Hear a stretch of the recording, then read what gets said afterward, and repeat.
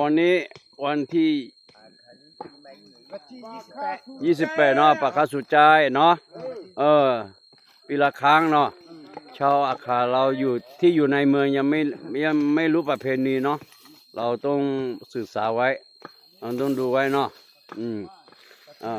ประตูหมู่บ้านประตูใต้เนาะตรงนี้ประตูใต้ทีนี้จะเป็นซุ้มประตูเนาะซุ้มประตูปีละครั้งเนาะแล้วบนประตูนี้เขาจะมีสัตว์เขากำลังทำอยู่เนาะ9 ชนิด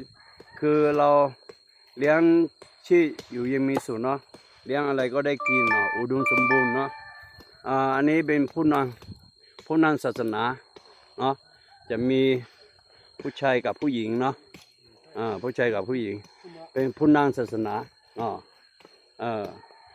วันนี้นี่คือเราเตรียมงานพรุ่งนี้จะเป็นงานปวดป่าเนาะปวดป่าแล้วก็จะมีฆ่าหมูฆ่าสัตว์แล้วก็มาซิ่งไว้เนาะมาซิ่งไว้คืออยู่ในป่าก็อุดมสมบูรณ์เนาะให้เราอยู่ยังมีสุขทางซุ้มประตูนี้ก็คือให้เรามีแต่โชคลาภเนาะให้ของสิ่งไม่ดีก็เข้ามาทางไม่ได้ให้เราอยู่ในหมู่บ้านอยู่ยังมีสุขเนาะอยู่ยังมีสุขนี่ยังทำไม่เสร็จนะถ้าทำเสร็จแล้วสวยมากเนาะผู้ชายผู้หญิงเราก็ดูออกเดี๋ยวกำลังจะประดาอยู่แล้วจะมีสัตว์ต่างๆที่เขากำลังทานอยู่เนาะคนเราคนที่เกิดในเมืองชอบอาคาเราถ้าไม่รู้ก็เรียนรู้เนาะถ้าใครมีเวลาพรุ่งนี้ขอเชิญนะเข้ามาทำประถมโรงเรียนแล้วก็อันนี้เขาทำแบบว่าเลี้ยงไก่เนาะเลี้ยงไก่เลี้ยงหมูเขาจะทำไว้เราอยู่ในป่าเนาะอุดมสมบูรณ์เราเลี้ยงอะไรก็ได้กินเนาะนี่กำลังทำต่างๆนานาทีนี้เราจะมาขอให้ผู้แก่ผู้เฒ่าเขาพูดภาษาชาวอาคาให้เรารู้ว่าประเพณี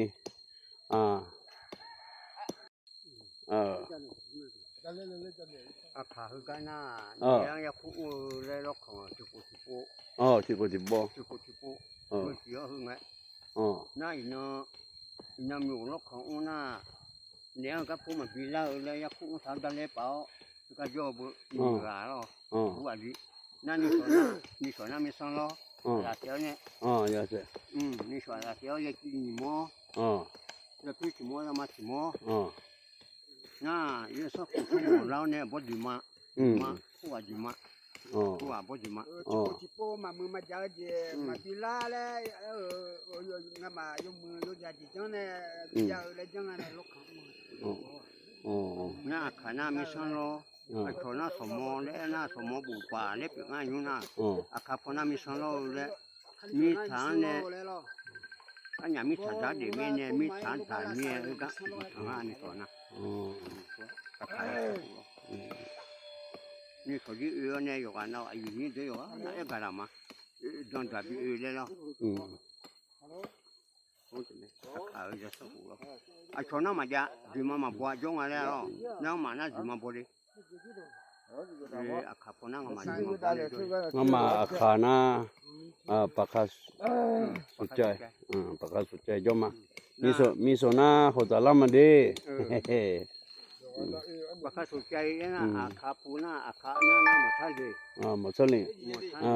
ลาเบโดน่าอาคาหมดสลิงเนาะหมดท่าเลยนะคงอ่ะจมนะเดี๋ยวก็จงอ่ะคงเดี๋ยวสับปูแล้วคงอ่ะ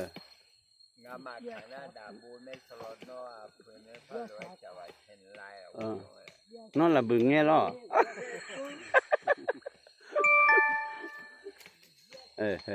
ละบูดอยหอติกว่าคาดอยหอติกว่าไม่ยอมติกมาล่ะติกมาจิช่วยมาล่ะวิถีชีวิตของชาวอาคาเนาะคนที่อยู่ในเมืองเกิดมาไม่เคยเห็นเนาะเพราะว่าถ้าเราขอเชิญเนาะที่แม่สลองเนาะมากินข้าวด้วยกันนะครับพรุ่งนี้เที่ยงเนาะเที่ยงอันนี้ประตูใต้เนาะประตูใต้ เดี๋ยวเราจะไปประตูเหนือให้มันประต่อกันเนาะเอาหมู่บ้านเนาะหมู่บ้านเขาประคาสุดใจเนาะประคาสุดใจเดี๋ยวนี้เรามาถึงประตูเหนือมิกกี้อยู่ประตูใต้เนาะมิกกี้ประตูใต้นะดูวิถีชีวิตของเรามิกกี้เราภาษาไทยก็พาไปละภาษาอาขาก็พาไปละเนาะอันนี้เราเอาภาษาจีนเนาะ今天我们在这边汉人我叫做阿卡毛草岭今天嘛他们正这个几枪入境的门这个大门呢它呢有意义就是说各在肮脏污秽的进不了让我们这个在这边呢生活中如意平安他们上面呢会做一些动物让我们在这边养殖成功让我们这个做农活丰收他们这边这个大门有男的有女的他这个每年一度每个人做他们这个做那个养殖呢动物要有9个那个这个感谢大家